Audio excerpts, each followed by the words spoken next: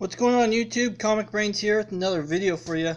I know I've been slacking a little bit on my videos, but I've just been super busy and I got really sick lately, and yeah, just stuff's been coming up and here and there, and I'm just getting over a really bad, like I said, really bad allergy attack. So, but anyway, I know a lot of people have been talking about Lady Mechanika lately, so I figured I would do a kind of like a Lady Mechanika edition video. So I've been collecting her for a very long time, and it's cool to see that she's now starting to get a little bit popularity, and people are starting to recognize her. And this is actually one of my favorite stories. I love the creation, the storyline, the artwork, everything about it is just absolutely beautiful. So I figured I'd go ahead and give you guys a kind of like an origin, and kind of like how she started, and I'll show you a bunch of my favorite variants for Lady Mechanika. So I hope you guys enjoy this video. Most definitely leave me a comment on what you guys think about this. So, well, anyway, to get things started, Lady Mechanika started in October of 2010 with Joe Benitez and Peter Stegenwald, two very great artists and colorists. Peter is actually the co-owner for Aspen Comics, and he kind of helped and tagged along with Benitez's creativity, his ideas. So, and the interesting thing with this, it took them a very long time to get their 5 issues down, and it was just a really long journey for this series to even get kind of like a pick-me-up and kind of like a consistency going. But anyway, her first appearance was in Lady Mechanika number 0. Came out in October 2010. She was created by Joe. Joe does all the artwork, the story, and covers. This is actually a Lady Mechanika number 0. This is the WonderCon exclusive limited edition of 150, and it's a 9.8 graded. Really happy to have that. One of my favorite covers out of most of them. Actually, all the artwork that Benitez does is pretty much my favorites. So, but yeah, she started with issue number 0, and number 1 actually didn't come out until February of 2011. Aspen was kind of getting a little eerie, and like kind of just a little weary. Sorry about that. A little weary, and they were just getting at the point of being hesitant because it was taking them so long. It was taking them so long to get these books done. So number 1 came out in February 2011. Number 2 came out in July of 2011. And then number 3 didn't come out until January of 2012. Extremely long time to get this done. And Benitez told his fans and everything that he was going to try to finish the last 3 issues by 2013. And it was just there was a lot of significant delays and setbacks, and it was just a lot of stress on Benitez. Because he was doing everything. He was doing the artwork and story. He was trying to do all this by himself. Aspen didn't really like that at the time. And if you notice right here, you see the first 3 issues of sorry about that glare, you guys. The first 3 issues, you'll see an Aspen logo, kind of like a obviously their logo, their brand right there, on the 4 issues 0, 1, 2, and 3. But when you get to number 4, issues 4, let's go over here, in issues 5, they no longer were putting their stamps on there. They told Benitez that they were going to cancel it. And number 4, this is number 4. Number 4 was actually rumored to be canceled just because of how long it was taking, and Aspen was going to drop his ideas. and everything. This is actually volume 3. It just came out this year. It's Lost Boys of West Abbey. This is number 1. This was an exclusive online variant, and it's autographed by Benitez right there. So that was pretty neat. I really like that one. And this one also is this was volume 1 of Lady Mechanika. This was the last issue of volume 1 that came out in April 2015, and this was a limited of 250. That's signed by Benitez as well. 190 out of 250. Really happy to have that. But back to volume 1. Volume 4 and 5, or issue 4 and 5, came out in February 2015 and April 2015. And Benitez,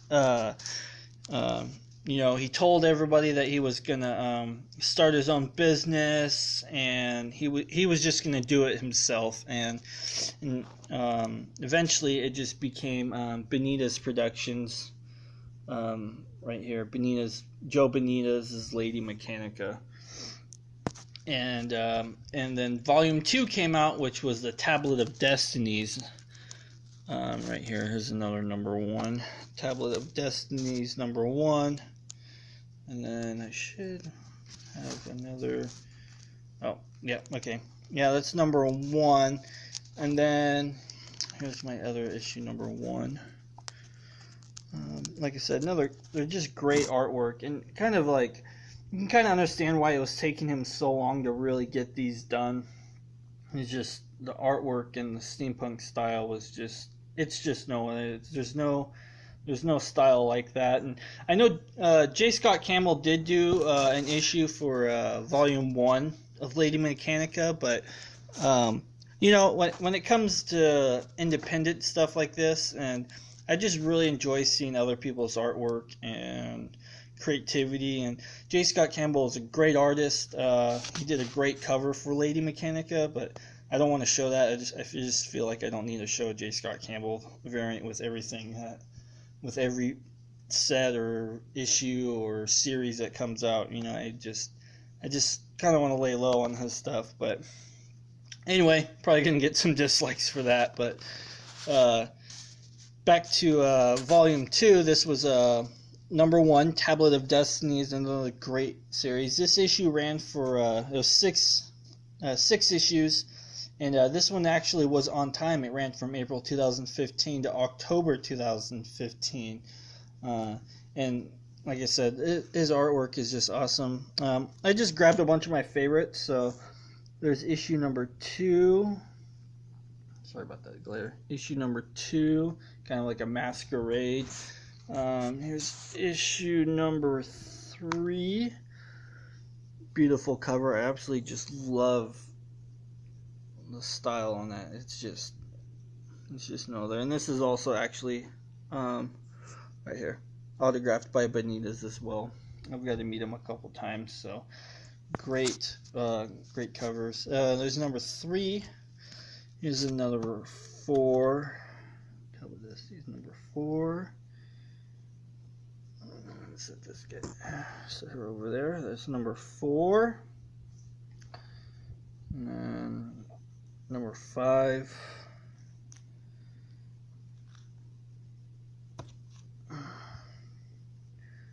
And then my favorite was probably issue number 6. Great story, you guys. If you guys haven't read them, most definitely try to pick it up. There's number 6. Another number 6. And then my absolute favorite of issue number 6. This was a limited of 500. This was the Day of the Dead rendition. Absolutely, this is one of my favorite covers. It's just absolutely beautiful, gorgeous. Everything Benitez does is gorgeous. So, but yeah, that ran. That was volume 2, and then volume 3, which just came out. If you guys haven't picked it up, go ahead and pick it up. It's a great story. This, and then it goes back into volume 3, and this was the online exclusive. I don't know what the limited edition or the limited LD was for this distribution, but I think they're still available. Most definitely go on joebenitas.com. He's got his own website if you guys are interested in trying to get some of these books. Great. He usually has some sales every once in a while, and I've been getting his stuff since it came out, especially when he was with Aspen. Here's another number 4. This was actually volume 1. This was a limited 1,000. This was a Valentine edition. My girlfriend really loves that one. Oh, beautiful. So yeah, there you have it. That's kind of like a rundown of Lady Mechanika. Great, like I said, overall just great story, great artwork, just one of my favorite independents out there. And it was Joe actually got the inspiration from going to Comic-Con conventions and people dressing up in steampunk cosplays and stuff. And one of his bigger inspirations and model reference for Lady Mechanika was by a famous cosplayer by the name of Kato Steam Girl. If you haven't, if you don't know her, go ahead and check her out. Just Google her. That's Kato Steam Girl, and they actually all the references to Lady Mechanika was done by her. She did the modeling and stuff like that. That's where he got his inspiration to create Lady Mechanika.